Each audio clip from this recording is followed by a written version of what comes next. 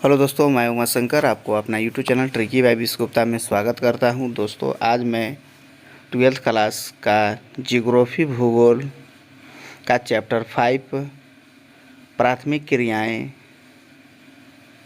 लेकर आया हूं। आज मैं आप लोग को प्राथमिक क्रियाएं से रिलेटेड बहुत ही महत्वपूर्ण पॉइंट को टाइप बाय टाइप बताने वाला हूं, ताकि आप टर्म 1 के एग्ज़ाम में अच्छा नंबर ला सके। तो चलिए दोस्तों, आज मैं आप लोगों को जियोग्राफी का प्राथमिक क्रिया से संबंधित बहुत ही महत्वपूर्ण क्वेश्चन बताने वाला हूं, जो आपको टर्म 1 के एग्ज़ाम में आग लगा देगा। दोस्तों, यह क्वेश्चन आप लोग के लिए बहुत ही वायरल है, इसीलिए आप इस वीडियो को लास्ट तक देखिएगा। और अगर आप इस चैनल पर नए होंगे तो मेरे चैनल को सब्सक्राइब तथा अपने दोस्तों में शेयर करना नहीं भूलेंगे दोस्तों। तो चलिए दोस्तों, आज मैं आप लोगों को टर्म 1 में आने वाली बहुत ही महत्वपूर्ण क्वेश्चन बताने वाला हूं। आज मैं आप लोगों को MCQ क्वेश्चन के साथ साथ 5 नंबर के और 2.5 नंबर के आने वाले क्वेश्चन को बारे में भी बताने वाला हूं, इसीलिए आप इसको लास्ट तक ज़रूर देखिएगा। तो चलिए, आज हम आप लोग को बताने वाले हैं। जैसा कि यहाँ आप देख रहे हैं, यह आपका टेबल ऑफ कंटेंट है, अर्थात चैप्टर में कौन कौन से पॉइंट को पढ़ना है यहाँ पर हम बता दिए हैं। तो हमारा जियोग्राफी का चैप्टर 5 है, जिसका नाम है प्राथमिक क्रियाएं, और हम लोग प्राथमिक क्रिया के अंतर्गत क्या क्या है उसके बारे में जानेंगे। तो सबसे पहले हम लोग आर्थिक क्रियाएं, इसके बाद प्राथमिक क्रियाएं, द्वितीय क्रियाएं, तृतीय क्रियाएं, चतुर्थ क्रियाएं के बारे में जानेंगे। इसके बाद प्राथमिक क्रिया के अंतर्गत हम लोग प्राथमिक क्रिया अर्थात वह क्रियाएं होती है जिनमें अप्रत्यक्ष रूप से प्रकृति से प्राप्त संसाधनों का प्रयोग किया जाता है। इसके बाद हम लोग पशुपालन के बारे में जानेंगे। इसके बाद कृषि के बारे में जानेंगे, खनन के बारे में जानेंगे। इसके बाद अगला टॉपिक हम लोग देखेंगे आखेट।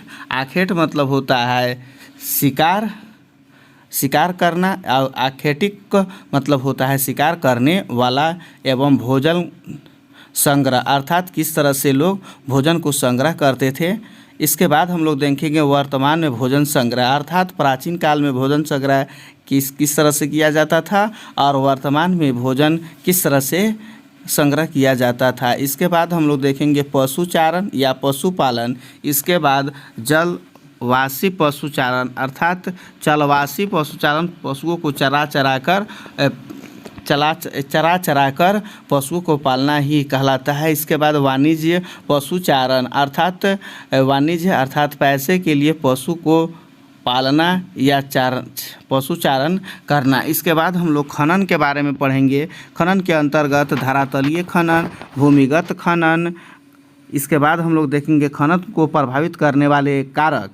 इसके अंतर्गत हम लोग भौतिक, आर्थिक के बारे में जानेंगे। इसके बाद अगला पॉइंट हम लोग देखेंगे कृषि, अर्थात कृषि क्या है, कृषि कितने प्रकार के होते हैं, उस सब के बारे में हम लोग विस्तार से यहाँ पर जानेंगे। इसके अंतर्गत निर्वाह कृषि, आदिकालीन कृषि, निर्वाह कृषि, गहन निर्वाह कृषि। इसके बाद हम लोग जानेंगे चावल प्रधान गहन निवास कृषि, चावल रहित गहन निवास कृषि के बारे में अध्ययन करेंगे। इसके बाद अगला हम लोग देखेंगे रोपण कृषि, अर्थात किस तरह से कृषि को रोपा जाता है, अर्थात कृषि रोपण क्या है उसके बारे में जानेंगे, इनकी विशेषताएं जानेंगे।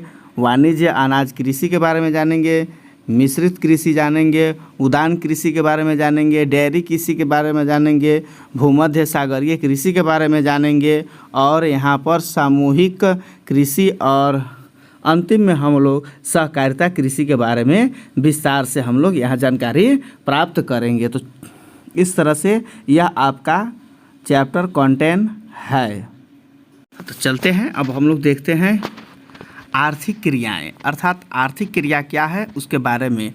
वह सभी कार्य जिससे मनुष्य के आय प्राप्त होती है आर्थिक क्रियाएं कहलाती है, अर्थात जिससे हमें आय अर्थात पैसा प्राप्त होता है उसी को हम लोग आर्थिक क्रिया कहते हैं। इसके बाद यहाँ बताया गया आर्थिक क्रिया में मुख्य रूप से 4 होते हैं। अर्थात आर्थिक क्रिया को मुख्यतः रूप से 4 भागों में बांटा गया है। इसके अंतर्गत पहला होता है प्राथमिक क्रिया। अब प्राथमिक क्रिया क्या है उसके बारे में हम लोग यहाँ जानते हैं। तो प्राथमिक क्रिया वह क्रियाएं होती है जिनमें प्रकृति से प्राप्त संसाधनों का प्रयोग किया जाता है। उदाहरण के लिए कृषि, पशुपालन, खनन, आखेट, ये सब हमारा प्राथमिक क्रिया के अंतर्गत आता है। अर्थात जो क्रियाएं प्रकृति से प्राप्त होती है, जैसे कृषि करते हैं तो सबसे पहले हम लोग प्रकृति से प्राप्त करते हैं, चाहे खनन इत्यादि क्रियाएं जो प्राथमिक के अंतर्गत आता है। मछली पालन, पशुपालन, अर्थात छोटा छोटा उद्योग ही यह प्राथमिक क्रिया के अंतर्गत आता है। इसके बाद हम लोग दूसरका क्रिया देखते हैं। तो दूसरका क्रिया अर्थात द्वितीय क्रियाएं वह क्रियाएं होती है जिनमें प्रकृति से प्राप्त संसाधनों में परिवर्तन करके उपयोगी वस्तुओं का निर्माण किया जाता है। इसमें मुख्य रूप से उत्पादन संबंधित क्रियाएं आती है। अर्थात द्वितीय क्रिया के अंतर्गत यह जानेंगे। इसके बाद हम लोग तृतीय क्रियाएं जानते हैं। तो तृतीय क्रियाएं सेवा क्षेत्र से संबंधित सभी क्रियाओं को तृतीय क्रियाएं कहा जाता है। उदाहरण के लिए अध्यापक, डॉक्टर आदि सभी एक क्या हैं, तृतीय क्रियाएं हैं। अर्थात सभी क्षेत्रों के संबंधित क्रियाओं को करता है। इसके बाद हम लोग देखते हैं चौथा पॉइंट देखते हैं। तो चौथा पॉइंट हमारा अर्थात चतुर्थ क्रियाएं सभी अनुसंधान संबंधित क्रियाओं को चतुर क्रियाओं में शामिल किया जाता है। अर्थात जो हम लोग रिसर्च करते हैं वैज्ञानिक ये सब चतुर क्रियाओं के अंतर्गत होते हैं। इसके बाद यहाँ देखते हैं प्राथमिक क्रियाएं क्या है उसके बारे में हम लोग इसका प्रयोग कहाँ कहाँ किया जाता है, अर्थात इसके अंतर्गत क्या क्या आता है उसके बारे में हम लोग विस्तार से पढ़ते हैं। तो यहाँ देखिए प्राथमिक क्रियाएं अर्थात वह क्रिया होती है जिनमें प्रत्यक्ष रूप से प्रकृति से प्राप्त संसाधनों का प्रयोग किया जाता है। अर्थात जो हमें प्रकृति के द्वारा प्राप्त होता है उसका प्रयोग हम उस संसाधन का प्रयोग हम करते हैं, उसी को हम लोग प्राथमिक क्रिया कहते हैं। इसके बाद यहाँ दूसरा का पॉइंट बताया है प्राथमिक क्रियाओं को निम्नलिखित क्रियाएं शामिल है। अर्थात प्राथमिक क्रिया के अंतर्गत जो आता है उसको बारे में हम लोग यहाँ देखेंगे। सबसे पहले यहाँ देखिए आगे लिखा हुआ है आखेट, शिकार एवं भोजन संग्रह। अर्थात आखेट और शिकार करना, भोजन संग्रह, ये सब इसी के अंतर्गत आते हैं। तो यहाँ देखिए लिखा हुआ है पशुपालन। पशुपालन के अंतर्गत अर्थात पशुपालन अर्थात जिसे पशु पाला जाता है उसके बारे में। अर्थात एक पशु होता है चलवासी पशुचारण और दूसरा का होता है वाणिज्य पशुचारण। अर्थात वे पशुओं को एक स्थान से दूसरे स्थान तक चराते चराते पशुओं को पालते हैं, जबकि कोई पशु को वाणिज्य अर्थात पैसे के उद्देश्य से पशुओं को पाला जाता है। इसके बाद अगला हम लोग देखते हैं कृषि। कृषि को मुख्यतः 4 भागों में बांटा गया है। निर्वाह कृषि, रोमन कृषि, वाणिज्य अनाज कृषि, मिश्रित कृषि आदि। इसके बाद हम लोग देखते हैं खनन। खनन क्या है, तो जब हम भूमि में किसी भी वस्तु से माने ज़मीन से निकालते हैं उसी को खनन कहते हैं। यह सब आ जाएगा। इसके बाद हम लोग देखते हैं आखेट एवं भोजन संग्रह क्या है उसके बारे में हम लोग जानते हैं। जैसा कि पहले आपको बता दिए थे कि आखेट का अर्थ शिकार करना होता है और आखेटक का अर्थ होता है शिकार करने वाला। अर्थात भोजन संग्रहण का अर्थ होता है अपनी आवश्यकताओं के लिए भोजन इकट्ठा करना। संग्रहण मतलब जमा करना होता है और आखेट मतलब शिकार करना होता है। भोजन संग्रहण के आधार पर विश्व के 2 अलग अलग भागों में बांटा जाता है। अर्थात भोजन संग्रह अर्थात भोजन के जुगाड़ के लिए लोग एक स्थान से दूसरे स्थान तक जाते हैं, इसीलिए विश्व में जितना भी भोजन सामग्री अर्थात भोजन संग्रह के लिए 2 भागों में बांट दिया गया है। पहला हो गया उच्च अक्षांश के क्षेत्र, उत्तरी कनाडा, उत्तरी यूरेनिया, दक्षिण चिली आदि है, जबकि निम्न अक्षांश के क्षेत्र ऑस्ट्रेलिया, दक्षिणी पूर्वी एशिया आदि। इसके बाद हम लोग देखते हैं यह विभाग भोजन संग्रहण के तरीकों के आधार पर किया जाता है। इसके बाद यहाँ देखिए लिखा हुआ है वर्तमान में भोजन संग्रह, अर्थात आज लोग व्यापार किस तरह से भोजन संग्रह करते हैं। तो वर्तमान में भोजन संग्रह का व्यापारीकरण हो गया है, अर्थात यहाँ पर व्यापार के भोजन को संग्रह करने का व्यापारीकरण हो गया है, अर्थात व्यापार खुल गया है। इसके बाद बताया है वर्तमान में सभी प्रकार के फूलों फलों आदि का संग्रह उन्हें दोबारा बेचने के लिए किया जाता है। इसके बाद हम लोग देखते हैं पशुचारण अर्थात पशुपालन। पशुचारण या पशुपालन का संबंध पशुओं को पालने से होता है। पशुओं को दो अलग अलग उद्देश्यों के लिए पाला जाता है। पहला है जीवन निर्वाह के लिए, दूसरा है वाणिज्य उद्देश्य के लिए। अर्थात जीवन निर्वाह अर्थात कोई व्यक्ति किसी भी पशुपालन को अपने जीवन को अच्छी ढंग से निर्वाह करने के लिए पालता है, अर्थात वे पशुओं को पालकर अपना जीविकोपार्जन करते हैं, इस उद्देश्य से यह पशुओं को पालता है। जबकि दूसरा वाणिज्य उद्देश्य अर्थात कोई लोग पैसे कमाने के उद्देश्य से पशुओं को पालते हैं। इस तरह से यहाँ पर बताया गया है। इसी आधार पर इसे दो भागों में बांटा जाता है। इसी को आधार से दो भागों में बांटा जाता है। पहला हो जाता है वाणिज्यवासी पशुचारण, जबकि दूसरा का हो जाता है जैविक पशुचारण। इसके बाद हम लोग देखते हैं चलवासी पशुचारण। यह एक प्राचीन जीवन निर्वाह का तरीका है। इसमें एक साथ बहुत सारे पशुओं को पाला जाता है। यह सभी पशु प्राकृतिक चारे पर निर्भर रहती है। इन पशुओं की कोई विशेष देखभाल नहीं की जाती है। पशुपालक अपने खेतों को लेकर एक जगह से दूसरा जगह चारे की खोज में घूमता रहता है। इस प्रकार के पशुचारण का मुख्य उद्देश्य जीवन निर्वाह होता है। विश्व के अलग अलग देशों में अलग अलग प्रकार के पशुओं को पाला जाता है। इसके बाद अगला देखते हैं वर्तमान में जलवासी पशुचालकों की संख्या घट रही है। एक बाद अगला पॉइंट है ऐसा राजनीतिक सीमाओं एवं बस्ती निर्माण के कारण हुआ है। अर्थात हम लोग का जो बस्ती है सीमाओं के राजनीतिक तथा सीमाओं के कारण यह बस्ती बट गया है। इसके बाद हम लोग देखते हैं वाणिज्य पशुचारण। यह पशुचारण एक व्यवस्थित तरीका है। इसमें अधिक पूंजी का आवश्यक प्रयोग किया जाता है। इसमें केवल एक प्रकार के पशुओं को पाला जाता है। इसके बाद इस प्रकार के पशुपालन में मुख्य रूप से भेड़, बकरी, गाय, बैल एवं घोड़ों को पाला जाता है। इनमें पशुओं की विशेष देखभाल की जाती है। इन्हें एक बड़े फार्म में बाड़ लगाकर रखा जाता है। इस प्रकार के पशुपालन में वैज्ञानिक तरीकों के आधार पर पशुओं को पाला जाता है। इसके बाद अगला कह रहा है इस प्रकार के पशुपालन का मुख्य उद्देश्य लाभ कमाना होता है। इसके बाद अगला बता रहा है विश्व में न्यूजीलैंड, ऑस्ट्रेलिया, अर्जेंटीना और संयुक्त राज्य अमेरिका में वाणिज्य पशुपालन किया जाता है। इसके बाद अगला हम लोग देखते हैं खनन। खनन का अर्थ होता है जो भूमि में दबे हुए जमीन से निकाला जाता है, उसी को हम लोग खनन कहते हैं।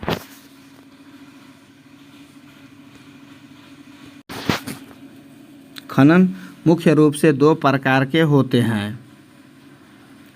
पहला धरातलीय खनन। धरातलीय खनन में धरातल के ऊपर स्थित संसाधनों को निकाला जाता है। इसके बाद दूसरा का पॉइंट हो जाएगा यह खनन करने का सबसे सरल तरीका है। इसमें लागत कम होती है। इस प्रकार के खनन में खास सुरक्षा उपकरणों की आवश्यकता नहीं होती है। इसके बाद दूसरा हम लोग देखते हैं भूमिगत खनन। इस प्रकार के खनन को कुपिकी खनन भी कहा जाता है। इस प्रकार के खनन में भूमि के अंदर से गरीबों को निकाला जाता है। इसके बाद अगला बोल रहा है यह अधिक जोखिम भरा होता है, साथ इसमें अत्यधिक सुरक्षा उपकरण की आवश्यकता पड़ती है। यह महंगा होता है। इसमें श्रम एवं जोखिम दोनों शामिल होते हैं। इसके बाद हम लोग देखते हैं खनन।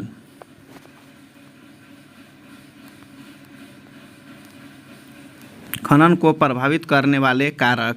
नंबर 1 होता है भौतिक कारक। भौतिक कारक के अंतर्गत खनिज निक्षेपण का आकार है।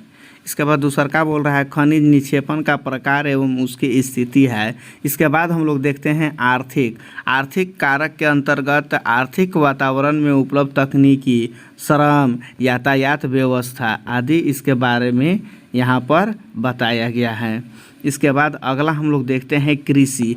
कृषि जैसा कि आप जानते हैं भारत हमारा कृषि प्रधान देश है। यहाँ पर अधिक मात्रा में कृषि किया जाता था। तो कृषि अर्थात विश्व के हर देश में अलग अलग प्रकार की स्थिति होने के कारण कृषि के भी अनेक प्रकार हो गए हैं। अर्थात कि जिस तरह से कृषि अलग अलग देशों में दूसरा नामों से जानी जाती है, अर्थात वहाँ पर कृषि करने के लिए अनेक प्रकार से कृषि वहाँ पर किया जाता है। तो चलिए सबसे पहले हम लोग देखते हैं निर्वाह कृषि। निर्वाह मतलब अपनी जीविकोपार्जन करने के लिए, अर्थात अपने जीवन को चलाने के लिए जो कृषि किया जाता है उसे कृषि निर्वाह कृषि कहा जाता है। इस प्रकार की कृषि निर्वाह के लिए की जाती है, अपने जीवन को चलाने के लिए की जाती है। इसे मुख्य रूप से 2 भागों में बांटा गया है, अर्थात निर्वाह कृषि को 2 भागों में बांटा गया है। पहला हमारा हो जाता है आदिम कालीन निर्वाह कृषि। आदिम कालीन मतलब होता है बहुत पुराना, अर्थात पुराना कालीन से कृषि किया जाता था।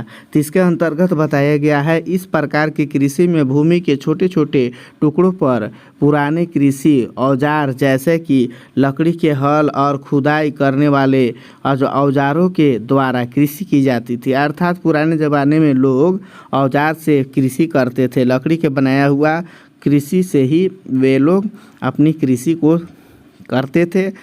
इसके बाद दूसरा का हो जाता है, इसमें ज़मीन के एक छोटे से टुकड़े को साफ करके उस पर अनाज उगाया जाता था। इसके बाद अगला पॉइंट है, जब उस ज़मीन के टुकड़े की उर्वरकता ख़त्म हो जाती है तो उसे छोड़कर दूसरी जगह ज़मीन साफ करके वहाँ पर खेती की जाती है। इसके बाद अगला पॉइंट यहाँ बताया जा रहा है, इस खेती की प्रक्रिया में पूरा परिवार काम करता है, अर्थात अपने जीवन को निर्वाह करने के लिए सभी लोग इस कृषि को अच्छी ढंग से अर्थात अपने मन से और वे पूरी परिवार के साथ इस कार्य को पूरा करते हैं। इसके बाद अगला हो जाता है, इस प्रकार की कृषि का मुख्य उद्देश्य परिवार की ज़रूरतों को पूरा करना होता है, अर्थात उन अपने ज़रूरतों को पूरा करने के लिए इस प्रकार की कृषि करते हैं। इस प्रकार की कृषि में किसी भी प्रकार की उर्वरकों का उपयोग नहीं किया जाता था, इसीलिए उत्पादकता कम होती थी। अर्थात वे लोग पुराने ज़माने में खाद, यूरिया, DAP सब इत्यादि का छिड़काव नहीं करते थे, जिससे उनका उत्पादन में कमी होता था। इस तरह से बताया गया है। इसके बाद अगला हम लोग देखते हैं गहन निर्वाह कृषि। गहन निर्वाह कृषि को भी मुख्यतः 2 भागों में बांटा गया है। पहला को कहते हैं चावल प्रधान गहन निर्वाह कृषि। इसके अंतर्गत चावल प्रधान के निर्वाह कृषि में मुख्य फसल चावल होती है। खेतों का आकार छोटा होता है, कृषकों का पूरा परिवार कृषि कार्य में लगा रहता है, यंत्रों के अपेक्षा श्रम का अधिक प्रयोग किया जाता है। इसके बाद अगला बताया गया है, गोबर का प्रयोग उत्पादकता बढ़ाने के लिए की जाती है। इस तरह से यहाँ पर बताया गया है। तो इसके बाद हम लोग देखते हैं चावल रहित गहन निर्वाह कृषि। यह ऐसी क्षेत्रों में की जाती है जहाँ पर चावल उगाना संभव नहीं होता है। इसके बाद अगला पॉइंट है, इस प्रकार की कृषि में मुख्य रूप से ज्वार, बाजरा उगाया जाता है। इसके बाद इसकी लगभग सभी विशेषताएं चावल प्रधान गहन कृषि जैसे ही होती है। इसके बाद अगला बोल रहा है, दोनों में अंतर केवल यह है कि इनमें सिंचाई व्यवस्था का प्रयोग किया जाता है और उसमें सिंचाई व्यवस्था का प्रयोग दोनों किया जाता है। इसके बाद अगला पॉइंट कर है, दोनों दोनों में अंतर केवल यह है कि इसमें सिंचाई व्यवस्था का प्रयोग किया जाता है। इसके बाद अगला देखते हैं हम लोग रोमन कृषि। रोमन कृषि इस प्रकार की कृषि की शुरुआत यूरोपीय लोगों ने की थी। यह कृषि बड़े क्षेत्र में की जाती है और इसका मुख्य उद्देश्य लाभ कमाना होता है। इसमें मुख्य रूप से चाय, कॉफ़ी, कोको, गन्ना, कपास आदि की कृषि की जाती है। अब इसके बारे में हम लोग विशेषता के बारे में हम लोग यहाँ देखते हैं, तो इसकी क्या विशेषता है उसके बारे में जानते हैं। तो यहाँ पहला पॉइंट लिख रहा है अत्यधिक तकनीकी का प्रयोग। इसके बाद दूसरा का प्रयोग दैनिक अर्थात वैज्ञानिक पद्धतियों का प्रयोग। इसके बाद अगला पॉइंट है केवल एक फसल का उत्पादन। इसके बाद अगला पॉइंट है अधिक पूंजी की आवश्यकता। अगला पॉइंट है विशाल खेत। अगला पॉइंट है बाजार तक पहुंच। इस तरह से यहाँ पर बताया गया है। इसके बाद हम लोग अगला देखते हैं। अगला हमारा है अनाज कृषि। मुख्य फसल गेहूं पर साथ ही मक्का, जौ, राई भी बोई जाती है। खेतों का आकार बहुत विशाल होता है। खेत जोतने से पहले फसल काटने तक के सभी कार्य यंत्रों द्वारा की जाती थी। इस प्रकार की कृषि यूरिया के स्टेपिस, उत्तरी अमेरिका के स्प्रेसिस्ट और न्यूरॉन के रबरी मैदानों में की गई है। इसके बाद अगला हम लोग देखते हैं मिश्रित कृषि। मिश्रित कृषि में पशुपालन और कृषि दोनों की जाती है। इस कृषि खेतों का आकार मध्यम होता है। इसके बाद मुख्य रूप से गेहूं, राई, मक्का और चारे की फसल उगाई जाती है। पशुपालन में मुख्य रूप से मवेशी, असूर आदि को पाला जाता है। पशुचालन एक उत्पादन के लिए उच्च तकनीकी का प्रयोग किया जाता है। उत्पादकता को बढ़ाने के लिए रासायनिक खाद का प्रयोग किया जाता है। इस प्रकार की कृषि के द्वारा की जाती है। इसके बाद अगला पॉइंट है यह कृषि विश्व के अत्यधिक विकसित देशों की है। इसके बाद हम लोग देखते हैं गहन कृषि में अधिक फसलों का उत्पादन किया जाता है। यह ऐसी फसलें होती है जिनका मांग नगरीय क्षेत्रों में ज़्यादा होता है। उदाहरण के लिए सब्जी, फल, फूल आदि। इस प्रकार की कृषि में खेतों का आकार छोटा होता है, अधिक पूंजी की आवश्यकता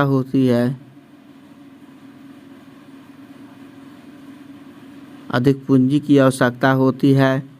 अच्छे बीज, सिंचाई, उर्वरक एवं क्रियाओं का प्रयोग किया जाता है। इसके बाद अगला है बाजार तक पहुँच सरल बनाने के लिए अच्छी व्यावसायिक व्यवस्था होती है। इसके बाद अगला पॉइंट है इस कृषि को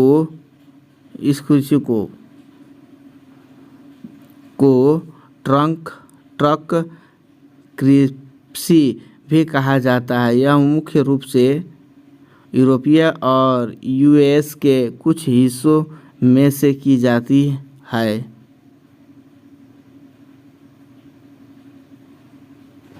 इस तरह से यहाँ पर बताया गया है। यहाँ देखिए दिया हुआ है डेयरी उत्पादन की मांग अधिक होने के कारण इस प्रकार की व्यवस्था बनाई गई। यह मुख्य रूप से नगरों के आसपास विकसित की जाती है ताकि आसानी से लाया जा सके। इसके बाद डेयरी कृषि के 3 प्रमुख होते हैं: उत्तरी पश्चिमी यूरोप, कनाडा, दक्षिणी पूर्वी ऑस्ट्रेलिया। इस तरह से यहाँ बताया गया है। इसके बाद हम लोग देखते हैं भूमध्य सागरीय कृषि। भूमध्य सागरीय कृषि के अंतर्गत यह एक विशिष्ट प्रकार की कृषि है। यह भूमध्य सागर के आसपास के क्षेत्रों में जाती है। इसमें मुख्य रूप से अंगूठों का प्रयोग किया जाता है। यह गुणवत्ता के अंगूठों से मदिरा बनाई जाती थी एवं निम्न गुणवत्ता के अंगूरों से किशमिश एवं मुनक्का आदि बनाया जाता था। इसके बाद अगला पॉइंट है शीत ऋतु में यूरोप एवं अमेरिका में फलों एवं फसलों की मांग सही से पूरी होती है। इसके बाद हम लोग देखते हैं सामूहिक कृषि, अर्थात सामूहिक कृषि क्या है उसके बारे में हम लोग जानते हैं। इस प्रकार की कृषि में संसाधन पर नियंत्रण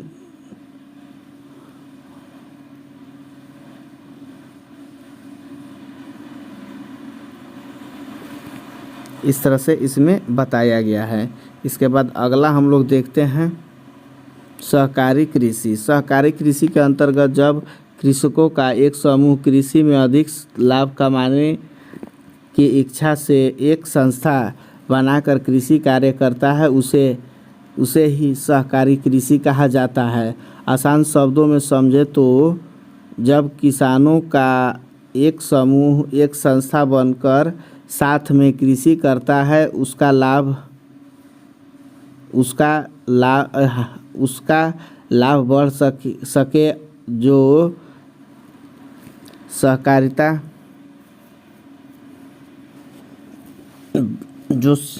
जो किसानों को एक समूह को एक संस्था बनाकर साथ में कृषि करते हैं ताकि उसका लाभ उठा सके, और उसे सहकारिता कृषि भी कहते हैं। यह सहकारिता कृषि संस्थाओं की हर प्रकार की मदद करता है। उदाहरण के लिए कृषि संबंधित चीज़ों को खरीदना, उत्पादन को उच्च किस्मों पर बेचना आदि। इसके बाद यहाँ बताया गया है सहकारी कृषि का मुख्य उद्देश्य एवं लाभ। इस तरह से यहाँ पर बताया गया है। आई होप अगर वीडियो लगा होगा तो मेरे चैनल को ज़रूर से ज़रूर सब्सक्राइब कीजिएगा और अपने दोस्तों में शेयर और क्या कहलाता है आप लोग को शेयर करना है और अपने दोस्तों से सब्सक्राइब भी कराना है। तो thank you, best of luck. फिर मिलेंगे नए वीडियो के साथ, तब तक के लिए जय हिंद, बेस्ट ऑफ लक।